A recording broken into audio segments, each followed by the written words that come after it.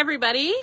It's Sara Swan. I am the founder and executive director of Looking Forward Life Coaching. And as you can tell, I am not at my usual office. I'm right now in Montana, and I'm here to support my daughter.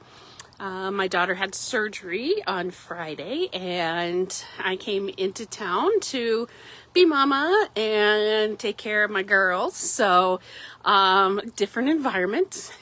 And I don't want to make my Twin Cities friends mad, but oh my gosh, it's so beautiful.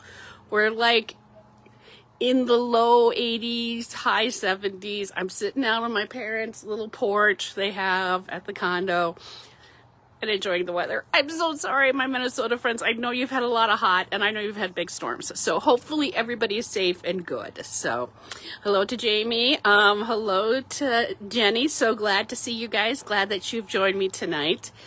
I did talk about this in December, but I just want to emphasize it again. I want to talk about what you would do in a medical emergency. You know, we all plan on not getting sick. We all plan on not getting hurt, of course, but there is always the possibility of that happen. Then, if you get to a certain age, like this gal right here, then you have to start doing some procedures, which are not very fun either. Now, if you don't have an emergency contact, or you don't have somebody to lean on to help you during those kinds of things, I want to take a little bit of time and talk about that. You know, it becomes very much aware, especially when I am with my daughter, what to just take a moment to what you need to do to prepare yourself if you do have to go in for a procedure, or if you do have to, go to the hospital for some kind of reason. If you're not someone who usually has an emergency contact, or you don't have someone that you could necessarily lean on, I want you to take a few moments and think about that. Who is somebody that you could reach out to? Who is somebody that you trust enough that could get you safe? So I'm sitting in the hospital with my daughter, thinking to myself, what if somebody didn't have someone to drive them home? I mean, my daughter couldn't drive home. She was not allowed to drive now until she's off her pain medications. She can't lift more than 10 pounds. Golly, what would happen if there was somebody there that didn't have that kind of support? So I kind of want to take a little bit of time tonight and just process that. I know, Jamie, I'm your emergency contact. I just love it. And hello, Holden. So, yeah, I want you to take a second and think about who might be somebody that's trustworthy enough. You don't want somebody that, I don't know if they'll show up. I don't know how reliable they might be. It needs to be a trustworthy person, someone that you know would show up.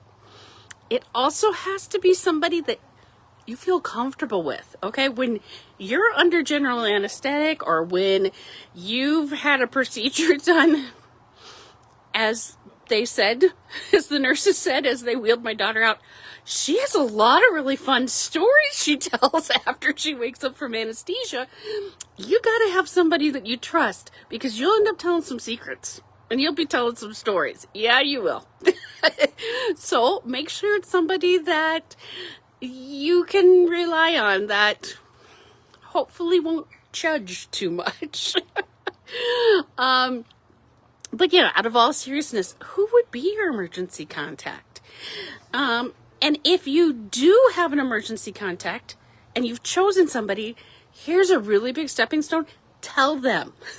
Tell them. They don't want to be surprised with a phone call of, hey, so-and-so put you down as an emergency contact and they're here in the hospital. Can you come and get them? Have that conversation with them. Tell them, do you feel comfortable being my emergency contact? And then I would suggest putting it into your phone.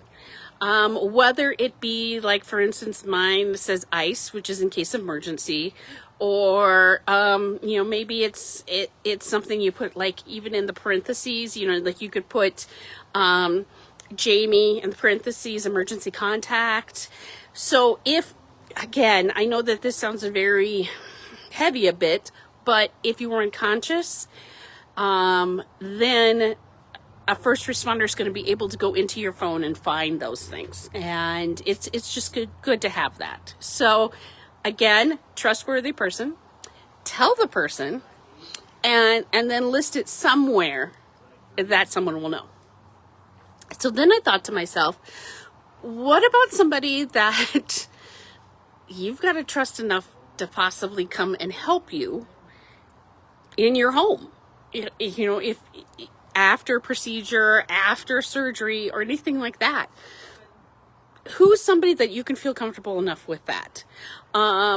Because you might need assistance in going to the restroom, and you might need someone to make sure and check on you and make sure you have enough fluids and that kind of things. Again, going back to the make sure you have the right person. So what we do with my daughter, and you guys have figured this out, she's had several surgeries.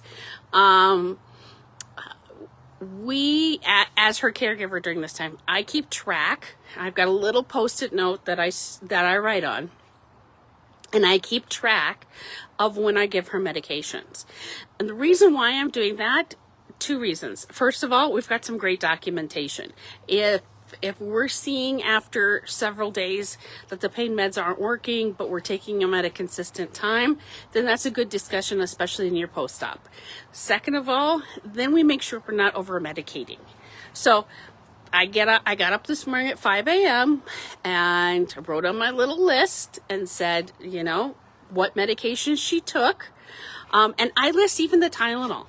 It isn't just always the painkillers or any of the heavier duty stuff. I even list all the Tylenol, ibuprofen, just because it's good to keep track of those. You, again, don't want to over-medicate. So I always have a little running list. So if you are the emergency contact, if you are the caregiver, that's something I would strongly encourage to do. It's not difficult. You just take a piece of paper, write down the time, and AM and PM. That's something that I learned the hard way sometimes. AM and PM, and what they took. And then you know for that. Another big thing that, again, learn from our experiences. I think that's one of the best things that I can help with changing stumbling blocks into stepping stones is we have a list of her meds and her conditions and her doctors, and she has that with her. Now that she has it electronic, and she also has it as a paper one, and that's really good, especially when I was going to the pharmacy, because again, she can't go to the pharmacy. I was going to the pharmacy, and they asked things like, does she have any allergies? Now, most pharmacies already have that, especially if you're established, but if it's something that isn't established, you're going to need to know that information. So having that conversation, are you allergic to something? And I'm not just talking grasses and trees, I'm talking medication. And having that information readily available for that. Another big thing, and right now she's rolled her eyes about 12 times with me. I know, I'm ranking up there really high. Encourage the person to push those fluids and to move. So whenever you're under general anesthetic, many times you're going to feel pain in your shoulders because that's where it kind of gathers afterwards. So I've kind of encouraged her as her caregiver to say, okay, why don't you get up? Let's walk around a little bit. I'm not having her run a marathon or even walk the dog. I'm just encouraging some of that movement to happen. And lastly, as a caregiver, you're not going to get a lot of sleep. I'm going to tell you that because you become very diligent on making sure that the person you care about is safe and is okay. So kind of know that too. If you do go in as a caregiver, I'm kind of switching modes here from someone who does need a procedure to someone who's helping with the procedure. Know that you may not get a full night of sleep. What I have done is I've switched over on my phone. My daughter, she is on iPhones. You can switch it over so it makes an emergency beep. So then if I'm dead asleep, it will beep at me and I'll know she needs something right away, even though she's just a room away. Always good to have too. So these were just some of the thoughts that I had as I'm sitting in the hospital waiting for her. By the way, her surgery went well. We got the best result we possibly could with it. So I feel very encouraged by that. But it was just a thought that I had that, so many of the people that we help, I don't know if they've even thought about who would be their emergency contact. I don't know if they've thought about, what if I have to do a procedure? Who would I trust? So, hopefully this message will get you thinking on that. Yes, do I hope that you never have to have any procedure, any surgery, those kind of things? Of course. But it's also not realistic. It's not realistic. So it's always good to have that thought of what are the steps that I need to take to make sure that I'm going to be supported during this. One last thing that I for sure want to talk about too is advocating during any kind of medical procedure or appointment or anything like that. If you have a different processing kind of thing, or if you have different sensory, talk about that. Talk about that with your provider. It's so interesting. We are in a culture that we feel as though doctors know what's right. They always know what's right. And yeah, they're really smart. And yeah, they went to school for a long time. But guess who knows your body the best? You. You know your body the best. So if you need to go into an appointment and say, you know what? I don't do real well with the beeping of the machines. That really affects my sensory. Is there a chance that it could be silenced, but you could still hear what's going on? Ask your nurse. Ask your doctor. That's completely okay. It's okay to communicate that.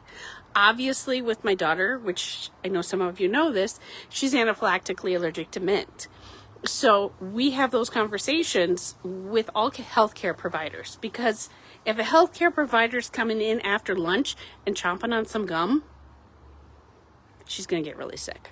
She's going to get really sick. So we tell the providers ahead of time. Now, obviously, it's in her chart. Yes, all that information's there. But these professionals are busy. They got a lot of things they're rolling through. They want to make sure everything's just right. So if we are able to advocate, then we're not assuming anything. And you don't want to make any of those assumptions. Sometimes assumptions can be the difference between life and death. So for sure, advocate. Whatever works the best for you, you know your body, and you have every right to say, this is what I need. And they'll accommodate. They really will. They really will. Oh, my dear friends, I hope everyone is doing well, and I hope you're enjoying these last couple of days of July. Can't believe this. Oh my gosh, did we fly through July? That was so quick. So quick. As we're heading into this next month, hey, we're heading into just colleges and schools. So I'm going to be spending some time talking about prepping yourself for heading off to college, getting you ready for school, all of those kind of things. And with that being said, this is kind of our lull at Looking Forward Life Coaching, which is actually worked out perfect in my schedule. But I know once August comes around, you start thinking, some of our people that reach out to us go, wait, I might need a little bit of help. I might need a little bit of support. We're there. We're there. We do not have a waiting list. We've got coaches that are just rocking and ready. I mean, great ones like Holden. He is ready. He's ready. So if you know somebody that needs a little bit of extra support, especially heading into this college year, or if they're done with school and they don't know what those next steps are, reach out. Jamie is there. Jamie is there. So reach out to us at Looking Forward Life Coaching, and we can really help change those stumbling blocks into stepping stones. Well, my dear friends, it's great talking to you. I hope everyone is doing well. And I'm probably going to be here again next week too. But this is a college town. So we'll be able to we'll kick off our college time here in the lovely town of Bozeman, which has Montana State University, where my daughter goes to. I hope everyone is well. Take care, and we'll talk to you soon. Okay, bye-bye.